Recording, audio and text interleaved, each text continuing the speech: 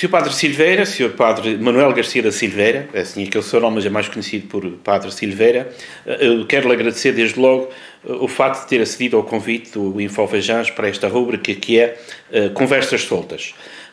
Sr. Padre, eu gostaria de começar, gosto de começar essas conversas pelo início, e neste caso o Sr. Padre é natural de onde? Bem, eu sou natural da Ilha do Faial, da Praia do Almoxarife, onde nasci, bem perto do mar.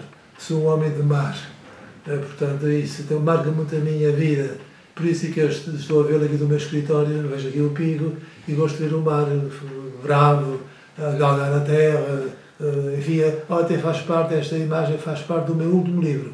Uma onda forte, branca, bonita, etc., que arranca este mar que nos circunda, etc. Mas sem derivar muito, e nasci aí na Praia do Almoxarife, na ladeira da praia. Quem é faialense sabe o que é a ladeira, no último redondo à esquerda. A casa já não existe, apenas o espaço, porque realmente era uma casa já degradada, já bastante pobre, e portanto já foi comprada e nela, nesse lugar, construíram uma casa nova. Pois bem, pois eu nasci aí no dia 20 de fevereiro de 1941. Minha mãe dizia que era no dia das amigas. Este ano coincidia com os comadres. Com as comadres. É engraçado o calendário, os Sila, etc.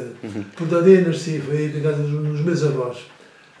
Foi um bocadinho complicado o pós-nascimento, por passados 7 meses meu pai foi convocado para a guerra. Foi convocado para a tropa, para o castelo de Angra, que tinha 3.000 soldados, às ordens do governo. E, portanto, o meu pai já tinha feito a tropa na bateria da Horta, tinha organizado a sua vida, tinha namorado a minha mãe, depois tinham casado e tinha nascido. Repare bem, depois uma alteração destas foi difícil. E fiquei então com os meus avós paternos. Meu pai esteve cerca de 8 meses. Esse recrutamento de que muitos foram objeto foi difícil, porque muitos estavam casados, com a sua vida organizada, e portanto lá tiveram que alterar tudo isso, etc, etc. Portanto, fiquei um abrigo até humano e financeiro, porque a minha mãe não tinha nada para viver, os meus avós. Pois bem, depois então eu comecei... O senhor depois, jovem, a sua vocação para... A minha vocação, olha, sou muito direto e muito claro, como já sabem. A minha família... É uma coisa que o caracteriza. Exato, graças a Deus. De fraude e de interno. Custa gostar, mas as coisas são assim. Pois bem, a minha vocação nasceu de um contexto mais de um lado do que do outro. A vocação é sempre um presente de Deus, mas passa pelas famílias. Quer dizer, o padre não é nada etéreo, é uma pessoa real no mundo. A vocação está inserida neste contexto humano que a gente vive. E, portanto, a minha vocação, então, naturalmente, tinha os meus avós, a parte paterna e a parte materna. A parte paterna dos meus pais eram frios, um pouquinho frios, na parte da religiosidade. Portanto, eu aí não fui buscar muito, mas o meu pai e a minha mãe gostavam de mim, etc. A minha lado materno é que tem mais uma espiritualidade, tem mais uma formação cristã, são mais cumpridores. Enfim, e vivi e sou fruto desses dois mundos. Sim. Desses dois mundos. No entanto, eu comecei a ir na igreja no nosso parque, o meu padre de então, o padre António Candavelar, natural do Corvo, padre muito sério, padre muito honesto, muito vertical, que marcou a minha vida. Um homem que punha-me a rezar à frente dele, na Capela do Santíssimo, um homem que vinha com a sua batina lá muito séria. E um dia ele vivia com o cunhado, que era sacristão, e uma irmã na casa dele. Estávamos já velhos, eu queria alguém para ajudar a missa, ou o cunhado. E um dia a irmã estava na igreja, na Via Sacra, eu, rapazito, eu lembro-me disso perfeitamente, estava na igreja, e a irmã do seu padre veio perguntar ao Manuel: tu gostarias de ajudar à missa? E eu fiquei assim com os ouvidos muito regalados, de facto, assim, exatamente aquela pertença a esta pergunta.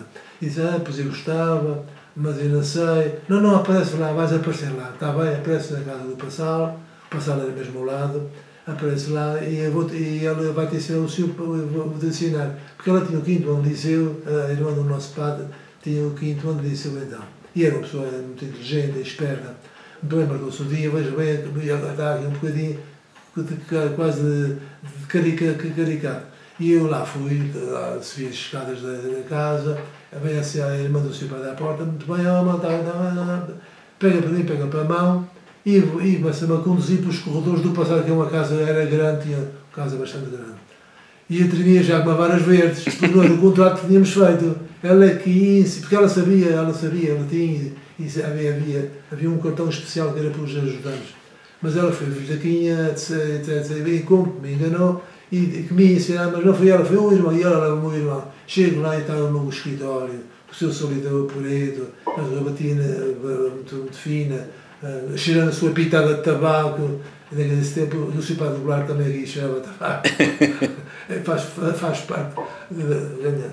Pois bem, e então eu fui aí que ele me ensinou o latim, aprendi a ajudar à missa, e depois tornei-me um coro e vinha ajudar à missa, e a minha vocação começa aí, começo a olhar para ele e comecei a interrogar-me, mas quem sabe o que é que eu vou ser um dia, e talvez pudesse ser como este homem. É um homem sério, um homem honesto, um homem de fé, um sacerdote dedicado, e já o conheci na fase final, eu já tinha quase 60 e tal anos quando eu conheci. Mas foi a sua inspiração? Foi uma inspiração, foi quase como um modelo, um retrato que eu vi e gostei daquilo. E assim foi, pronto, eu fiz a missão ao Liceu da Horta, porque não pude ir para o seminário, porque fiz a requisição em 1953, o seminário estava cheio, o nosso seminário estava com 200... Algo completamente diferente hoje. Algo, sem dúvida, parece incrível. Ontem, 10, 15, 20, éramos 210. Tremia-se pés com pés, cabeças com cabeças nas camaradas, enfim. O seu padre celebrou a sua missa nova em que data? Eu celebrei a minha data no dia 8 de julho de 1967. Fui ordenado no Faial. Depois então fiz o curso, depois meteu-se a imigração no meio disso tudo, o vulcão que rebenta em 57, e depois os meus pais, que também, a minha pai era guarda florestal, mas claro, gostava de emigrar, o meu pai, a minha mãe não tanto. Eu não queria, estava com receio de emigrar porque sabia que ia enfrentar um país novo, uma língua nova, ia entrar em filosofia. O sistema académico nos seminários americanos era de 2 anos de filosofia, aqui éramos 3, e já tinha perdido o ano de embarque porque não estudei, tive que andar à espera do avião, da organização dos aviões para transportar os cinistas do Faial, iam em levas para a costa americana, etc. O que é certo, meu pai depois ia para Moçambique, o que abriram aquela ida para Moçambique, para Limpopo e tal, e disse ao meu pai que ele parasse, que ainda já tinha 18 anos, e ainda disse nada daquilo, etc, etc. E foi mesmo um fiasco, porque aqueles todos que emigraram para o Moçambique, todos partiram, foram todos para a Califórnia, e muitos deles foram para o estado de Idaho, onde estive pregando pelo Espírito Santo aqui uns anos atrás. Muito bem. Acontece então que eu fui para o Estado Vivo dos Estados Unidos, fui para um seminário americano, estive uns meses no seminário americano, não gostei daquilo, não gostei, aquela cultura americana nunca me... Em que estado neste? Estava no estado de Rhode Island, e os meus pais depois mudaram-se para o estado de Massachusetts. Sim, na costa leste, sim. Na leste, que é contigo. Muito bem. Ora, a paróquia portuguesa São Francisco Xavier é que me protegeu, porque os meus pais tinham a despesa das passagens, a Caritas é que subsidiou na totalidade toda a despesa que nós tivemos, foram 16 mil escudos. Eu lembro-me perfeitamente, 16 contos, era muito dinheiro, sim. Há quase 60 anos.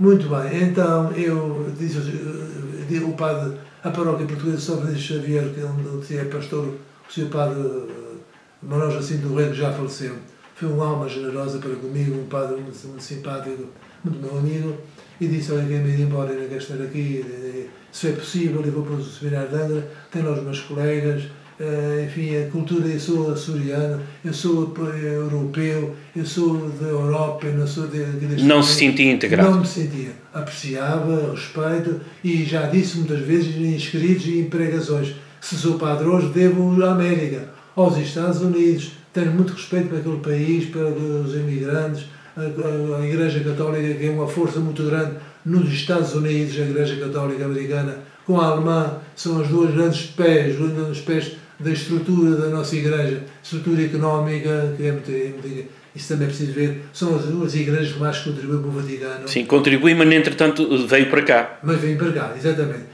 Acontece então que o padre Manuel Jacinto Rei foi ter com o seu bispo daquele tempo, o bispo Horácio Micovini, expôs o caso e ele concordou que foi acessível. E o Manel, com os seus 19 anos, voltou aos Açores. Voltou. E a passagem foi paga para a Igreja Americana. E eu vim como seminarista americano para o serviço da Igreja Católica nos Estados Unidos.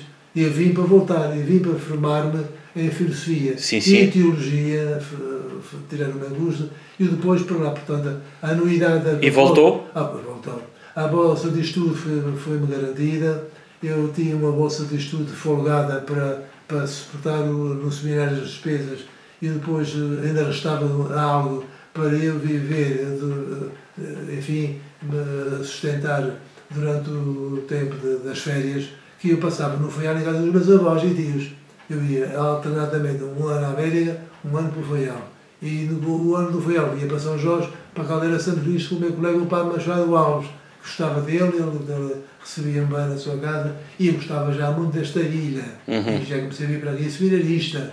Está certo. Muito bem. Depois, então, eu ordeno-me, sou ordenado no Faial no dia 8 de julho de 1967, pelo Sr. Dom Jaime Garcia Goulart, bispo de Timor, que estava já nos Açores, já tinha vindo de vez de Timor devido aos problemas lá da agitação da guerra. E quem me ia ordenar inicialmente era o Sr. Dom José da Agostano, o Sr. Dom José Vieira Abrunás, patriarca das Índias, natural da Ribeirinha do Pico, que estava também na terceira, e fui falar com ele para me ordenar. Pedi ao Sr. Dom Manuel a licença, foi simpático que sim, porque os meus pais não podiam vir às ordenações normais da Diocese por causa do calendário na América do trabalho. Muito bem. Acontece então que o Sr. Dom José sabe que o Dom Jaime já estava no Faial e disse: olha, meu amigo, se não se importasse, falei, eu já estou mais velho, estou cansado, estava o Dom Jaime na horta e ele faria isso com muito gosto. Bem, lá veio mais o meu parco pedir o Sr. Dom Jaime. O Sr. Jaime foi muito simpático, mas foi muito frontal comigo. Disse-me: meu amigo, olha, eu tenho paludismo, que é malária, como sabem. Sim, sim. Eu tenho paludismo e, portanto, como sabe, de vez em quando vem um febrão e fico para a cama e fico arrasado e fico impossibilidade. Imagina, meu amigo, o que eu penei, e quando havia o Sr. Dom Jaime, de manhã cedo, a música era cumprimental, para me ordenar padre. E a minha avó usava os santos todos do Faial e do céu. Para que corresse tudo bem. Para que não houvesse de paludismo. Sim, sim. Porque era uma coisa muito séria. Claro. Foram 2 dias, o Faial vibrou com a minha ordenação. Tudo isto está nos jornais do Boa da Horta. Fez uma reportagem que tem aqui toda completa. De facto, foi imponente. O Faial todo vibrou, caiu os pés lá na praia do Almoxarife. E, portanto, tive uma celebração muito bem preparada. Foram 2 dias cheios, o Sr. Dom Jaime. Depois a preleção, o sermão que ele proferia na praia, uma peça literária de grande alcance, que está no meu livro, está nos meus livros. Tudo isso está escrito no meu primeiro livro. Que é Vamos falar das suas obras mais adiante. As pegadas de uma caminhada. Muito bem. E depois de ordenado, claro, voltei para os Estados Unidos.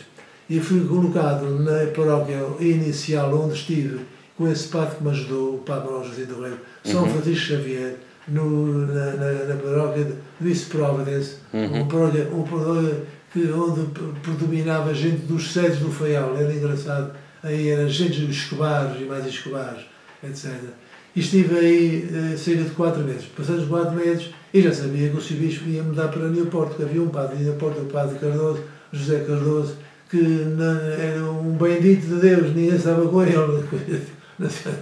Eu nem um cura passava lá. E eu fui para lá, estive lá quase 2 anos, praticamente 2 anos. Por 2 anos, então fiquei com a conclusão: isto não é para ir para o meu futuro, não me sinto bem aqui, não me realizo aqui, esta igreja aqui não me seduz, não me cativa.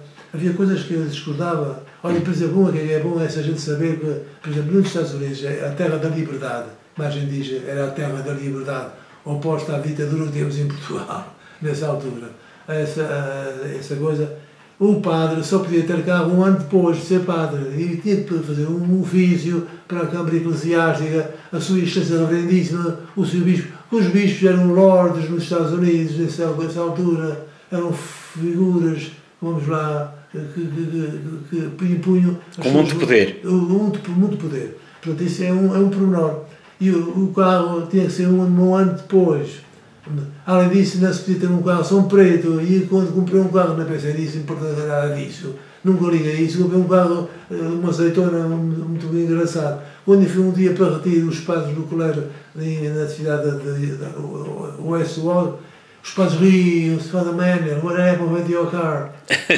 A different color, mas que foram comigo e disseram, não, é assim, eu gosto de assim. Mas quer dizer, reparem, por exemplo, o Jornal da Diocese, o Providence Visitor, éramos obrigados a assiná-lo. Ora, a gente aqui não tinha nada disto aqui. E comecei a ver isto.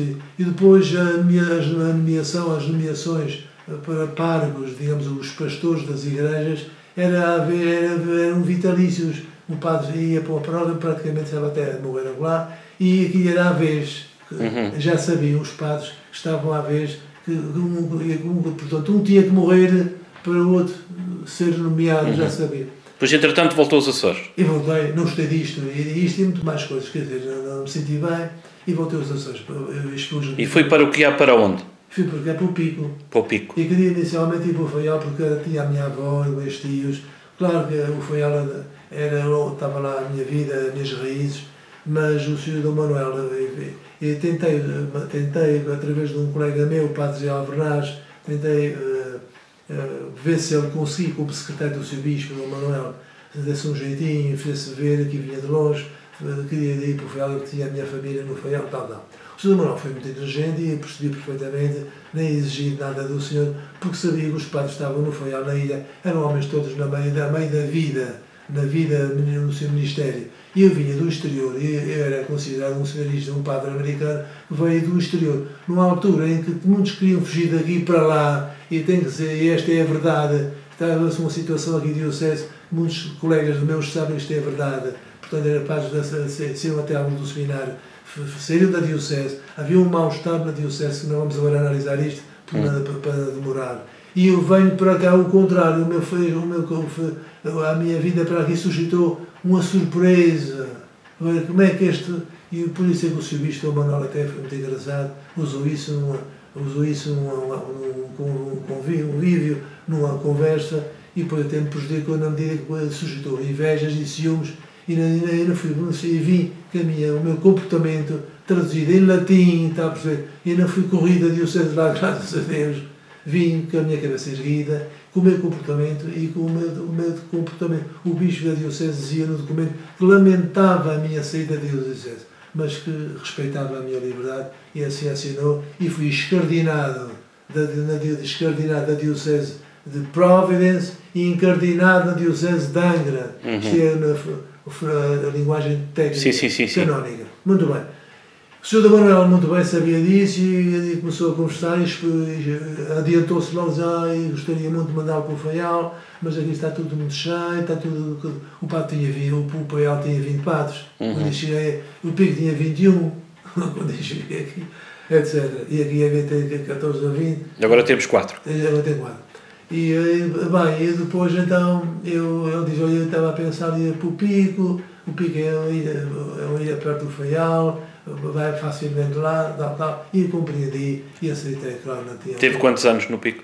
6. Em que paróquia? Paróquia da Piedade. Da Piedade. Na ponta? Na ponta da ilha. Aí fui para aí, tinha saído daí um colega meu, saiu um farrapo, entrou um jovem padre, um homem de cultura, um homem esperto, um homem inteligente, sem dúvida nenhuma, mas foi mal compreendido e houve lá forças locais que o destruíram, e ele saiu lá para fora, um farrapo. Enfim, eu aguentei-me quando vi aquilo, e estava com medo. Para aqui fui para a Piedade do Pico, quer dizer, não tinha casa, não tinha luz, não tinha água, tinha um talhão fora da porta com um poço muito grande. Enfim, para me despir numa casinha, era uma casa de esmola na Piedade, no lar da freguesia. Tinha que usar uma velinha à noite, tal. Quer dizer, Eu fui para uma freguesia com 20 quilos na mão. Eu digo isto, está tudo escrito no livro, no meu livro, no primeiro livro. Com 20 quilos, 20 quilos. Foi difícil, muito difícil. E veio uma cena do Feial comigo para ver se me ajudasse, porque aí tinha só aquela malota, umas coisitas, etc, etc. E depois nem tinha altar para celebrar a missa, nem tinha altar, uma calamidade. Eu é que dei um mês, fiz o altar, e para a gente preparar o Natal. Quantos anos esteve na Piedade? 6 anos. 6. E aí lancei-me em obras sociais, quer dizer, fui um homem de uma certa revolução, fui considerado suspeito. Até quando eu cheguei à Graciosa, o homem que era do MES, eu não sabia que era o MES. Ora, o MES, fiz parte da subcomissão do MFE, do Movimento das Forças Armadas, porque foi assim. Eu fui para o Pico e comecei lá a ver que havia problemas de fundo.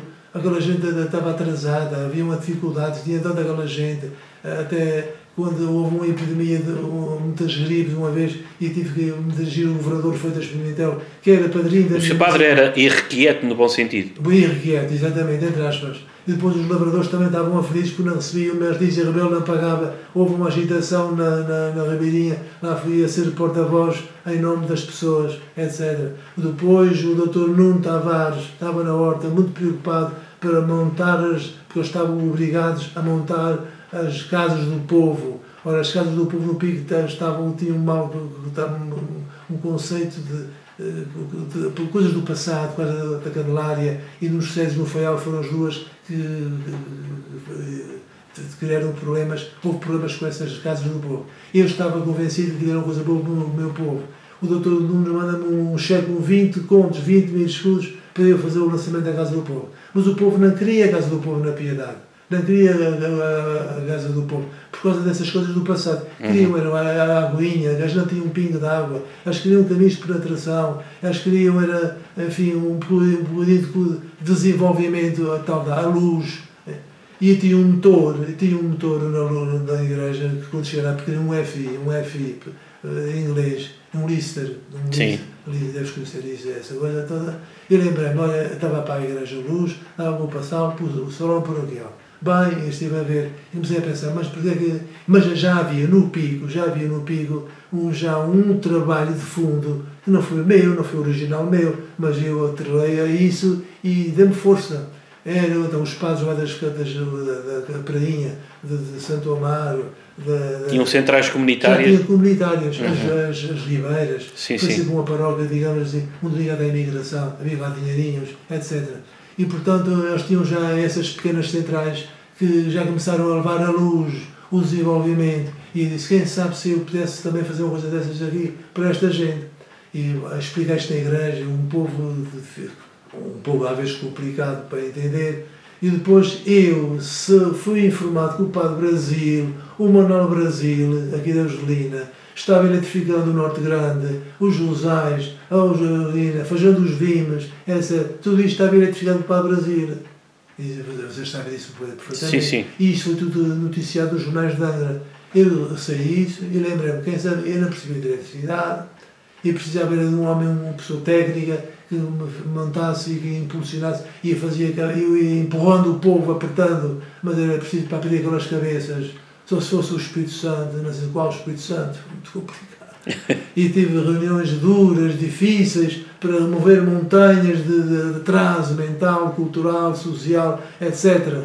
E pronto, e depois a gente sempre se conseguiu, eu chamo o Padre Brasil, o Brasil vai lá, teve 40 dias na minha casa, o Padre Brasil, que estava aqui na Angelina? Aqui na Angelina, juntamente com um aqui dos Josés, que é como é que se chamava, e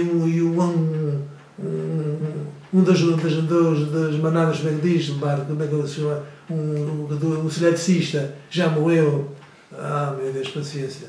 Ele levou dois homens com ele, que sabiam muito bem, um era Pires, acho que era Pires, e eu não sei agora. Sim, mas levou esses técnicos. Eu vou com isso, tudo a minha casa. Eu montei quase um gabinete de emergência no Passal. As duas senhoras estavam comigo, mãe e filha. A gente é que sustentei aqui tudo, é que mantive aqui tudo. E então fomos para as lajes buscar a planta das águas. a planta das águas, no meu escritório provar, lá eu mais o Padre Brasil, a estudar a freguesia, todo o mapa da freguesia, para a gente saber até que ponto vamos o fio, a 1000 metros, a gente não podia ultrapassar a extensão do fio da luz, sim, mais do que de 1000 metros. Em relação à central, sim. A central só depois de ter a alta tensão. Sim, sim, sim. Isso era proibido, isso era uma desgraça. E dizia, eu não quero alta tensão. Mas esse projeto chegou a ir avante? Chegou, 20 anos, graças a Deus, não sussurrou como obras do Estado, tem por aí, sim, e dos sim. governos que vão toda a banana, à falência, graças a Deus. E cheguei a ter luz a quase 90 centavos o Vinovádio. Disse o Montacampos, o doutor Montacampos, no Matos Souto. Quer dizer, o Sr. Padre tem aqui luz mais barata do que... Então, digamos que o Sr. Padre extravasou, no bom sentido, sim, sim, a parte da Igreja e dedicou-se mesmo à comunidade. Sim, mas a parte pastoral da Igreja foi intensificada e veio buscar a parte... Sim, e não devido disso, mas além disso... E tinha, quer dizer, eu tive que me ordenar a minha vida de maneira que não podia, com estas obras sociais, menosprezar a parte pastoral, porque era essa a minha específica missão. Não, Senhor, graças a Deus. Antes, pelo contrário, a minha missão foi intensificada. Olha, o doutor Constância foi 2 anos, o doutor Bandeira Constância, que foi buscar a fina flor da Diocese. O padre João Luciano veio do Nordeste para a Piedade, no Ponta Delgada, tal. Mas alguma da história. Então, fez-se o trabalho da eletrificação. O Padre Brasil veio, depois disso tudo, mandou-se a escola central. Era um Deutz que veio com 3 amperes. Primos, tinha 30 de primos, era trifásico, é isso que quer dizer.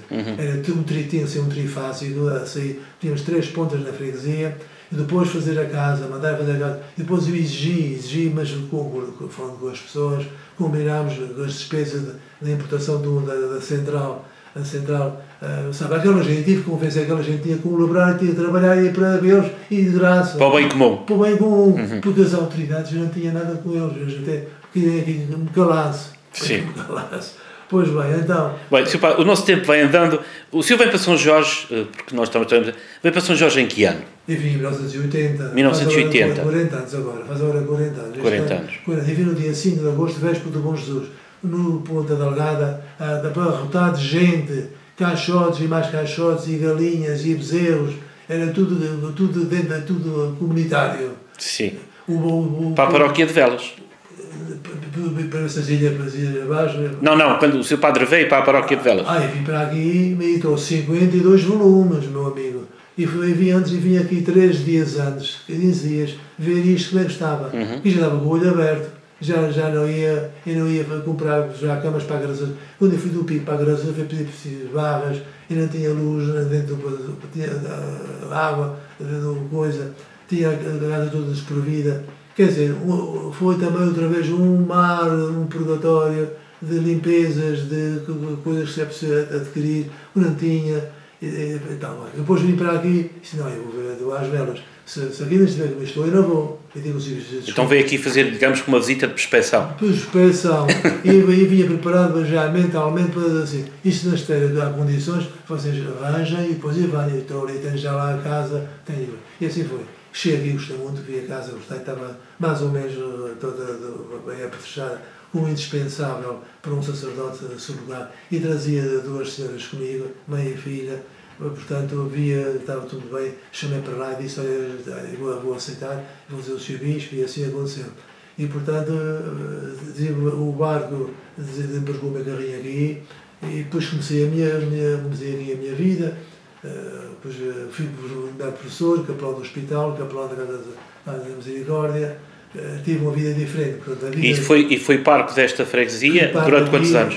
Aqui 31. 31, nas Velas.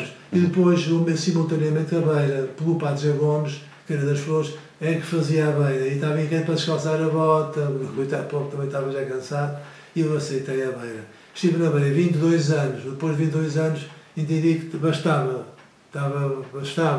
não podia ser e não ia destruir, e assim foi. Ainda os tenho amigos lá, mas tive que dizer não e vim para aqui, fiquei aqui, e o Sr. António compreendeu isso. Depois aqui lancei-me aqui, que foi o centro paroquial, a minha grande preocupação, o centro paroquial, que estava lá uma obra contra a minha vontade, e isso está também escrito no discurso que eu fiz de inauguração, dia 31 de maio de 1991, os meus neurônios ainda estão a funcionar. Sim, sim. Algum pode... Como se diz na linguagem moderna, tem um fecheiro muito atual. Exatamente. E eu disse e desanquei de cima a baixo, e com as autoridades, e os seus secretários bateram palmas, porque é da praxe bater palmas. Sim. E também bati palmas a eles. Muito bem. E ali foi tudo contra a minha vontade, porque a gente tinha um terreno para fazer um belíssimo centro paroquial que servisse esta comunidade, uma paróquia grande, e quis fazer minhas bodas de prata, tive que ir para fora, porque não tinha espaço, isto é uma vergonha. A gente queria fazer festas da catequese, não podíamos reunir na totalidade as crianças e certas festas e festividades.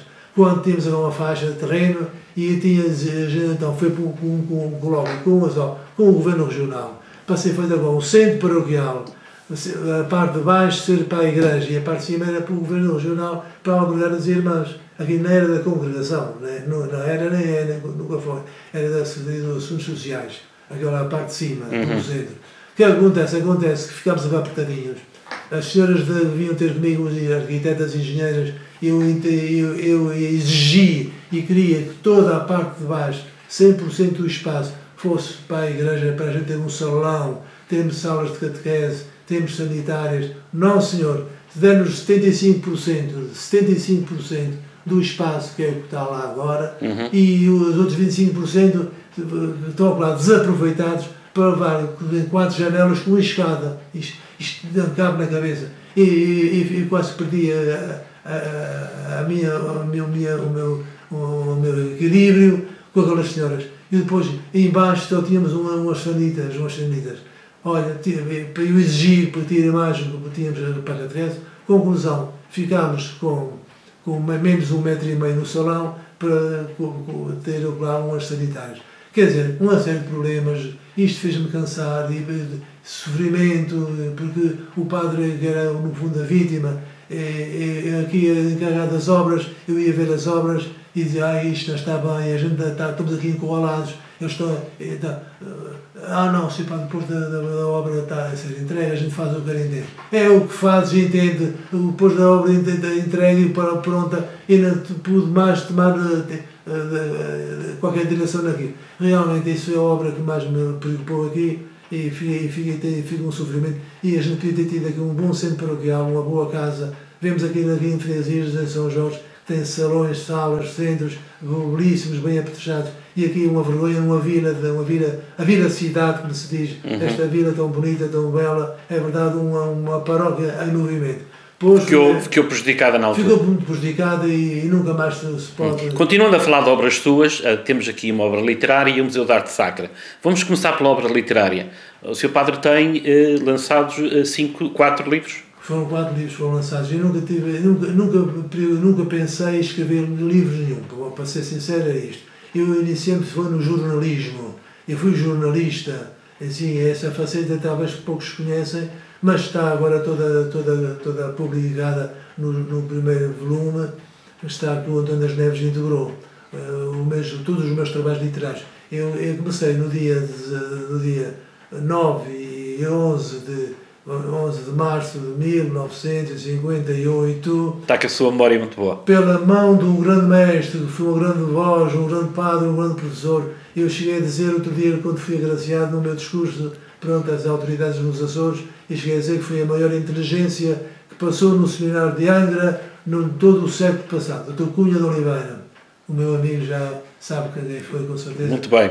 Esse homem, como padre, como literato, como escritor, como um grande cabeça, um clássico, um homem de grande envergadura, o Dr. Cunha, diretor da União. E eu comecei, isto é uma história, esta paixão pelo jornalismo. O meu pai gostava muito de ler. O meu pai tinha a 3ª classe, estava na Junta Geral, nos serviços florestais, e começou a assinar o Telégrafo. O Telégrafo era o jornal, vamos lá,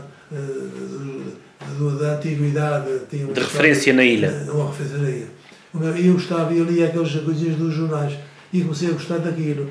E comecei a ler os jornais que o meu pai assinava. E ele mandava para o seminário. E eu comecei então a gostar de escrever. Sempre gostei de escrever. Gostei. E depois então... eu comecei a escrever uns jornaletes, uns coisitas, e comecei, isto era proibido no seminário ainda também, mais uma graça do céu que eles faziam. Quer dizer, a situação de... Não podiam escrever artigos, não, eles não queriam, porque podia prejudicar a vocação. Quer dizer, a gente sabia a mentalidade, e até certo ponto que compreendia, mas não podíamos, eles não gostavam, os professores, a disciplina... Não queriam grande abertura ao mundo. Não, abertura ao mundo.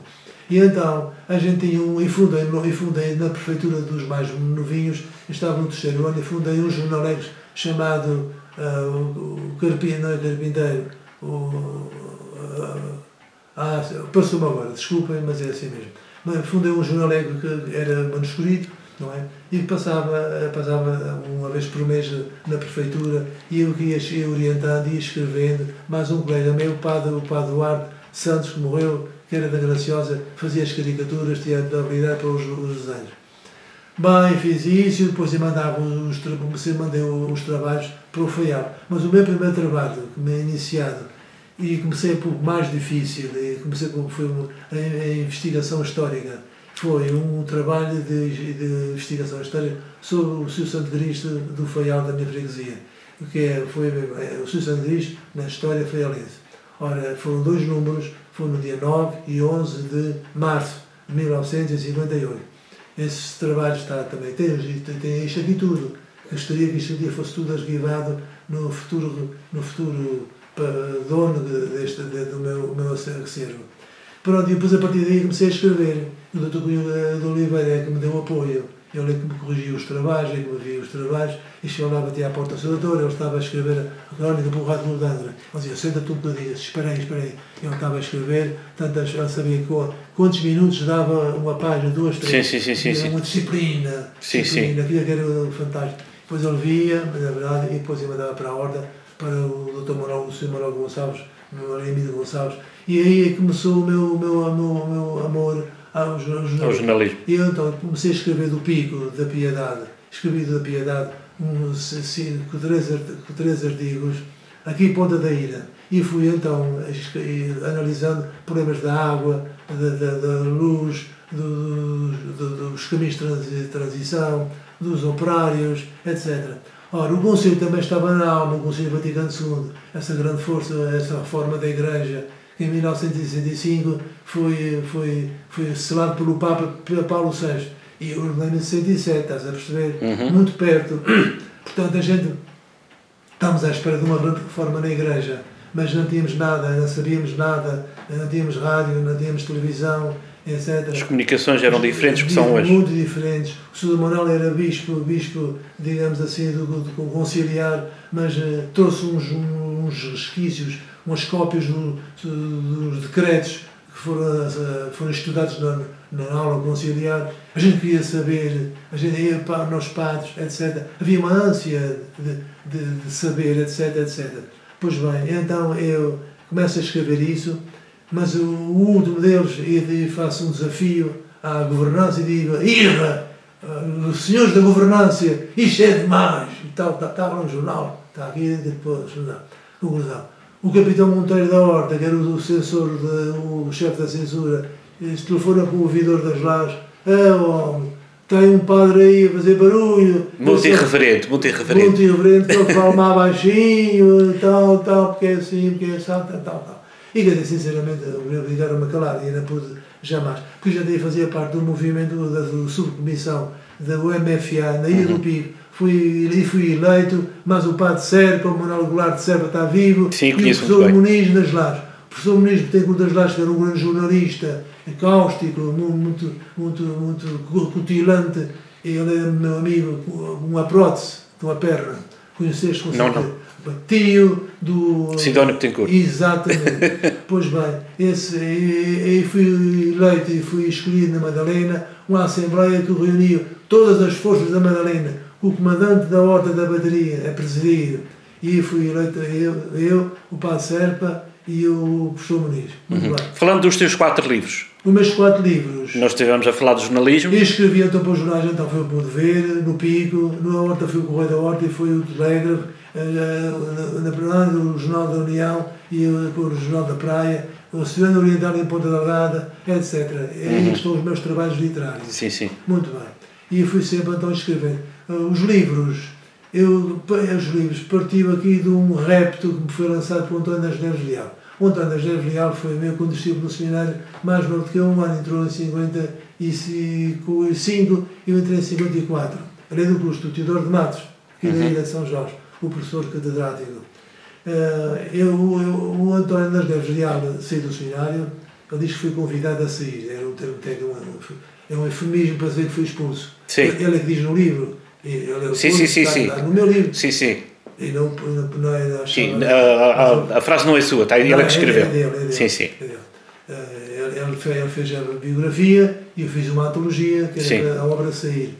Que a obra tem 96 textos meus e tem 46 dele. O livro é mais meu do que dele. Sim. De maneira que eu sou o coautor. Bem, acontece então que eu estava falando dos seus livros. Dos livros.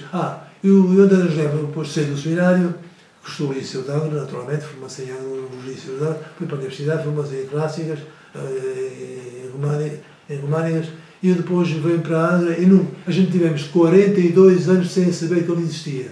Depois, ao fundo, o jornal O Direto, que me caiu bem no cu, estava nas minhas de liberdade, e já não suportava já esta peçonha situação política e social, e mesmo da Igreja também, mesmo da Igreja. Por isso é que queríamos reformas, a sério, reforma litúrgica, etc. E depois a esposa dele, que é a dona, como é que ela se chama? A Dona Luísa, que é soprano, olha que integrada nos concertos da Draga, foi aqui que soube que ela estava casada com ele, que ele casou-se, namorou-se em Paris, e depois casou-se, e depois eu fiquei a olhar para o António, e a ter um jornal no Direto, o Direto depois foi encerrado, e depois convidei-o para celebrações aqui dos meus 25 anos de Pargo, 25 anos de Pargo. Não foi bodas de prata minhas, bodas de prata paroquiais, 25 anos. E quis dar aqui um toque especial, porque eu achava que era bom. Tinha já aqui um movimento, tinha aqui já apoios, já conhecia o ambiente. Isto foi em 2005. Foi então quando eu entrei em contato com o António das Neves Leal e convidei para vir aqui fazer a conferência. Ele veio aqui, está tudo aí escrito, e está tudo em discurso, e ele publicou depois na Atlântida esse mesmo trabalho. Ele então veio cá, faz uma palestra, vou 1h20 na igreja, já estava cabeçando e já dormiam, mas já se aguentaram, e depois ele diz-me no fim, cingindo-se à minha obra, a obra toda de património aqui e de arte, para quando a publicação do Padre Manuel dos seus trabalhos seria ótimo, porque é assim, porque é assim, tal. E eu compreendi isso. Isto realmente é verdade. Eu não posso meter debaixo da cama, diz o Evangelho, que a gente não pode acender uma luz dela abaixo do alqueire. Isso é de Cristo. Nem se pode esconder uma cidade. Eu acho que tenho o dever, digamos assim, de levar isto para a cova, como diz Quental numa das suas cartas. E comecei a pensar em consciência, assim, eu vou tentar. E olha, ele partiu dele, e sei que ele tinha 2 livrinhos da Maria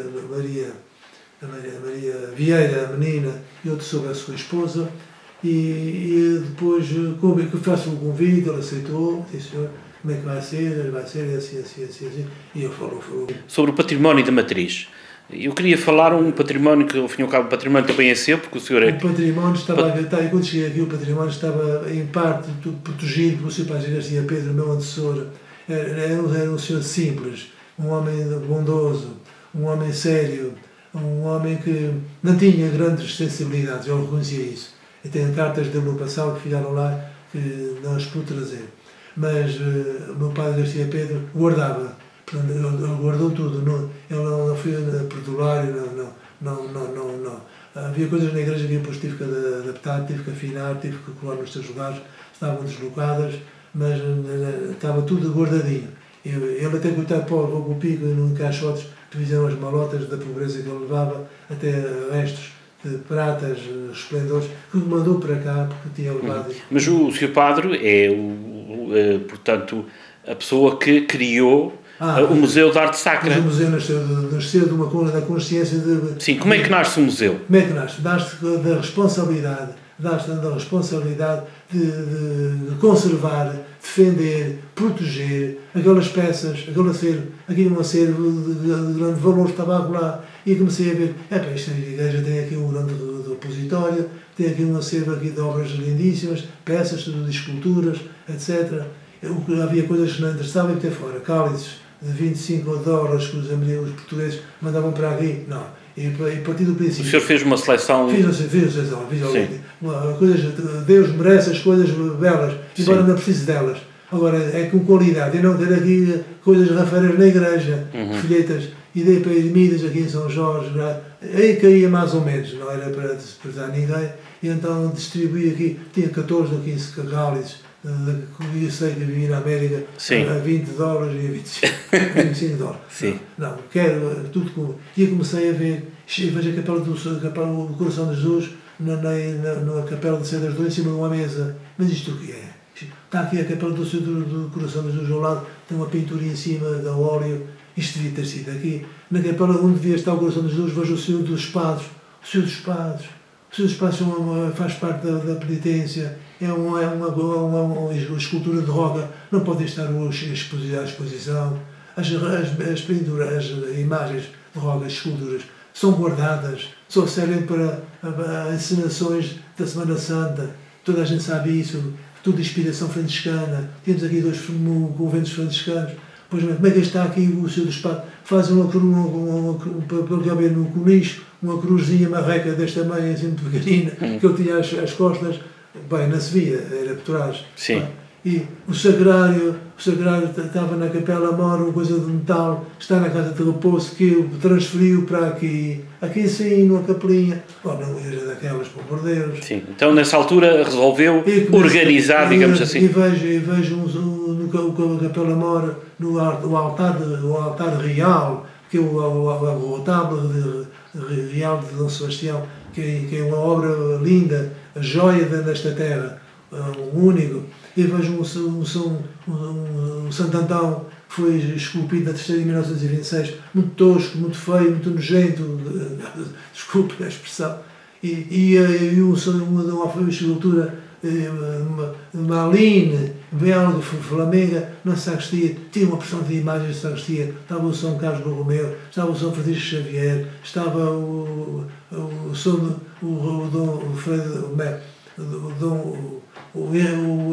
Dom Luís, o rei de França, que é uma imagem de Malines, lindíssima, na sacristia. Isto não pode ser.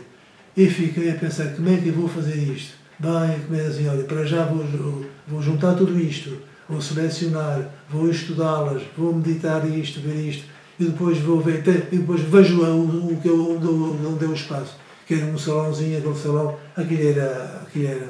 aquela sala pertencia à confraria do Santíssimo Sacramento. Sim, eu conheço o espaço. Era do capítulo, aqui a sala do capítulo. E precisava de um espaço para catequese, para reuniões. Mas isto não pode ser, isto é imperioso, este património faz parte da identidade deste povo, tem 4 séculos, e quase que chorei a ver aquilo, quase que tremi, tremer, impotente, e pus uma insensibilidade tremenda nesta terra. As entidades públicas, locais e regionais nunca... Nada, passavam por aqui, quando eu comecei nisso, davam palmadinhas e fiquei sempre às aranhas, sozinho, completamente sozinho. Quando foi da questão do órgão, eu fui precursor também nos restauros dos órgãos aqui. E eu tentei escrever para a Gulbenkian, está a perceber? Tinha aqui um movimento, uma obra com a biblioteca itinerante, sabes isso, etc. E eu mando uma cartinha muito bem feitinha para a administração, se havia plafond, não sei o que, e tal. Olha, nunca me responderam. Um dia fui para a igreja e dei uma desanca, de cima a baixo. Estava o seu representante na igreja, ficou puríssimo. Ele ficou, estava aflito e deve ter apitado para fora. Ouviu em direto? E em direto. Mandaram uma carta depois a dizer que não tinham verba para esse tipo de restauros. Portanto, o órgão depois foi, então, o meu foi a seguir, antes do da Graciosa, mas o nosso aqui foi logo a seguir. Quer dizer, E vejo aquilo assim, tudo assim abandonado, tudo abandonado, e eu comecei, não, vamos pôr isto tudo em ordem. E comecei então a pôr lá as imagens lá com a mesas, comecei a ver aquilo, comecei a gostar. E um dia, se isso funcionasse como uma salinha aqui de museológico, um núcleo, um museu, eu conheci museus em Beja, e fui a um congresso dos museus da Europa, mais o Frederico Maciel, em 2006, e vi museus, que têm um estatuto de museus, subsidiados pelo Estado, e digo isto nos meus escritos, estão aqui nos meus livros, aqui, lá havia dinheiro, aqui não há dinheiro, não há dinheiro para a cultura, não há dinheiro para a nossa identidade, não há dinheiro para o nosso património, aquilo que nos representa, aquilo que os nossos antepassados fizeram, amassaram com sangue e suor, sabes lá, muita coisa feita na ilha, outra arribada aí no mar, nessas rochas, outra vinda aí dos piratas, etc. Portanto, eu disse, não, vai começar aí, começa por mesas. E uma mesa aqui, uma mesa lá, a Dolores, senhoras da igreja, com painéis a tapar a gente com sanefas, a por aquilo mais ou menos. O doutor Nestor de Sousa, que montou o Museu Municipal do Nordeste, que morreu há pouco tempo, um homem formado em arte, uma grande capacidade, passou aqui e deu-me apoio, e disse, o Padre Queria vem de cá depois montar um museuzinho. E figuras, pegar aqui da cultura, o doutor até Pedro, agora não recordo o nome dele, mas quer dizer, e aqui comecei a gostar de ver aquilo, e depois comecei a abrir aquilo, começaram pessoas a passar lá, tal, começaram a ver, gostaram daquilo, e pronto, e foi aqui que começou o museu, nasceu o museu. Mas não veio dinheiro nenhum de ninguém, nem apoio de ninguém, etc. Aqui a Câmara, depois dava uma vez o Frederico, dava uma vez uma coisita, também está tudo no terceiro livre. Depois foi então quando apareceu o Sr. Batista, que eu não pedi nada a ele, e fui pedir, foi o irmão, o Alberto, esse disse que ia para lá, mas não deu nada e calou-se e não respondeu. O Sr. Batista estava aqui com obras entre as mãos, eu não o conhecia. Estive aqui 25 anos sem conhecer o Sr. Batista. Ele ia para os Rosários, para a sua casa, raramente vinha aqui, e eu estava um dia, mas acho que foi a mãe que o picou, eu estava um dia, no dia 21 de agosto de 2005, é dia de Santa Clara, ele estava na igreja de um casal muito fino, veio de um lugar, o modo como o fizeram, e percebi que eram pessoas finas, pessoas de uma certa formação. Acaba a missa, está um casal na sacristia. E disse, boa tarde, quem são os senhores? E ele dizia, Sr. Batista Vieira. E disse, Sr. Batista, tal, olha, eu venho aqui porque dizem que o senhor tem água aqui numa sala, tem coisas no museu. Mas o museu, acho que todo o património de todo que está exposto na matriz, esteve no Passal, hoje do Passal, 3 anos. Eu mais a Dolores, sozinho. Muito aquela besta, aquela senhora, desculpa a expressão, precisava de uma estatuazinha aí, um monumento. Tanta gente que trabalha, 70 anos a trabalhar e ela está ainda a aguentar aqui. 70 anos a abrir as portas e etc. E queria ver isso, o seu padre, mas eu quase chorava a ver aquele património, peças que tinham os bolores, com 3 anos a guardar naquela loja, tudo em caixotes. E queria ir embora, estava já mudando, pediu o seu bispo para ir embora, deixei-se para aí, ou ir embora, que venha atrás de alguém que faça. Mas não, nem escorajamos, os covardes não sou eu. E então o Sr. Batista disse que queria ir ver, e dizia, você vem. E corri como um lebre. Sim. Como um lebre. Cheguei lá dentro, ele diz, o senhor tem baldes, não tinha nada lá dentro, tudo tenta cair, baldes e panas e plásticos. Eu disse, vai ter aqui um projeto. Eu disse, não tem projeto nenhum, porque isto nunca houve intenção de fazer isto, iniciar isto, nem na parte do governo, nem na parte da autoridade estatal, nem o governo autárquico, nem o governo regional, nem o da República. Nada faziam, nada fizeram, nada, absolutamente nada. Conclusão, ele diz assim, o senhor vai fazer, e diz assim, já passa aqui um cheque de $25 mil do senhor padre. Eu nunca vi tanto dinheiro na minha mão. E tem isso no livro dele, esse trabalho que eu fiz, eu cito isto, e tem nos meus livros também cito isto. Portanto, o senhor presidente disse, olha, e se o senhor padre precisava mais alguma coisa, 10 ou 15 dólares, e percebi o que eu quis dizer, 10 ou 15 dólares, não foram mais 10, nem 15, foram mais milhares. Sim. Mas é só dizer, está bem. E eu tive o Simão também, não sei, perdoe umas coisas, mas fez e fui orientando a obra. Eu às 5 da manhã, muitas vezes estava já nas obras, agora sozinho, com um foco na mão, a ver, a medir, a viver, a antecipar aquela beleza, a riqueza, vemos aqui o património de séculos, como o nosso povo viveu, aqui que merece respeito. Mas chegou ao fim com o projeto, quando deixou de ser parque, e continua, é parque emérito agora, mas deixou a obra em condições. Está completa, tudo. E acha que nos dias de hoje é aproveitada como tal? Não, antes pelo contrário, está fechado, porque vemos aqui fechado, está fechado a Cera de Lourdes, é que da pressa é uma pessoa mais impertinente, quer ver um museuzinho, é que ela vai... Mas não devia ser divulgado pelas instâncias...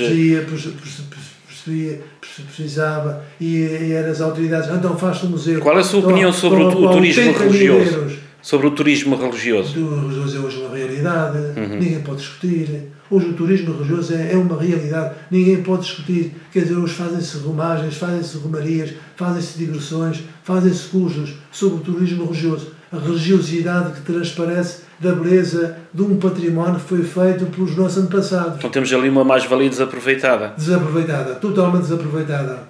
E digo isto com mágoa, uma tristeza. Bem, e depois o museu então fez, estava a 80 mil euros. O Sr. Batista deu 50 mil, está por ser meu amigo, mas foi preciso depois os móveis, o equipamento foi a matriz, fui eu com as minhas economias, com os teus trabalhos, olha, tudo isto, estantes, mesas, então 30 mil euros que gastei para colocar as coisinhas. Estão lá móveis de grande valor, estilo nacional português, de pau santo, de castanho, de mogno, e quis sempre peças de valor, com beleza, porque os estrangeiros ficavam embevecidos. Como é que você foi buscar este? Olha, pois, e as coisas belas têm que estar assim, desta maneira, elas têm muito carinho. Porque costumava usar umas luvas, tenho aqui luvas, para não ferir as peças. E agora há outros que nem sequer respeitam isto, etc. Conclusão, aquilo fez-se com muito carinho e fiz depois uma festa, a festa de inauguração.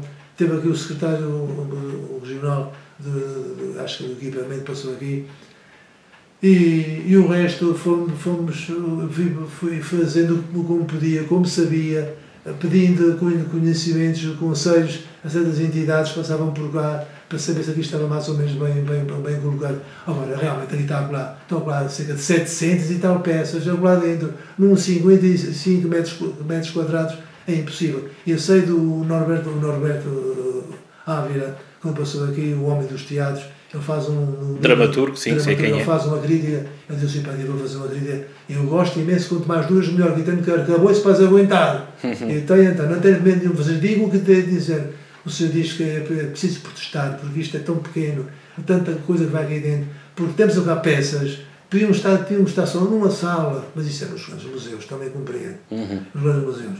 Os museus do continente, para quando aqui ficou a Beja, eram sacristíazinhas pequeninas, eram dependências das igrejas, mas tinham as coisas. Agora, tem lá armários com 50 peças, deviam ter 2 ou 3, tem 50 peças. Portanto, é separar a estatuária da orivesaria, dos móveis, enfim, tinha que ser assim. Aqui tem critérios.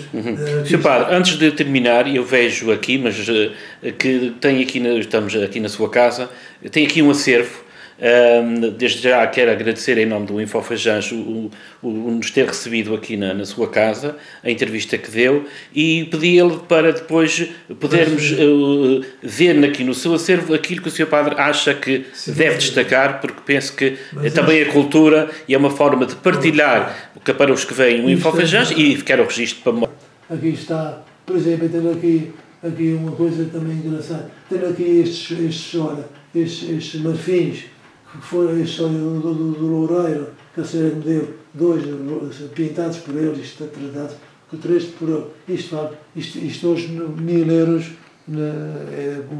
e não vendi estes marfins por 1 dúzia de euros. Muito bem. Isto aqui é um dente do Congo, todo trabalhado, também muito bonito. Também aqui é muito bonito. Mas temos aqui mais coisas aqui pratas, temos aqui exclusividades que ninguém tem, e isto, com toda a verdade e simplicidade, derivado do Bispo Dom José Avelino, porque ele aqui da freguesia. Tem aqui os dois cálices, que tinha vontade de pegá-los à minha igreja natal no Faial, a coroa da minha família, a coroa do Espírito Santo. Aqui está o óleo que o José Pedro Santos fez da minha pessoa, ter pedido e depois ofereceu. O Bispo Dom Jaime, que me ordenou, que me batizou.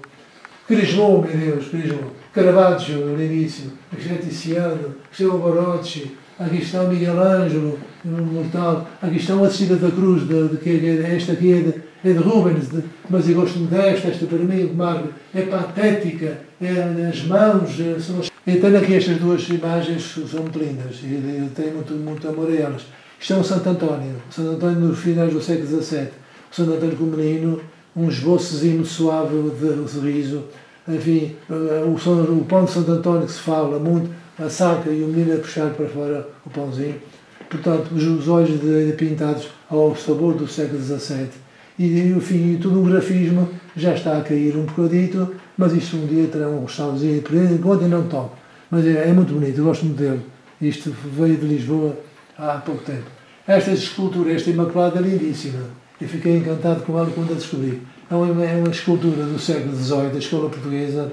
Tem um grafismo de uma beleza extraordinária, que desde a pintura, desde os acantos, a composição do vestuário, as pregas, as luas, a fase da lua, quarto minguante, não dá luz nenhuma, devia ser o contrário, mas eles põem assim, porque realmente é inspirados num texto do Apocalipse. A pianha é muito bonita, estás a perceber? Tudo muito fino. O repuxo aqui do lenço, aqui também na cintura, tudo isto se estuda.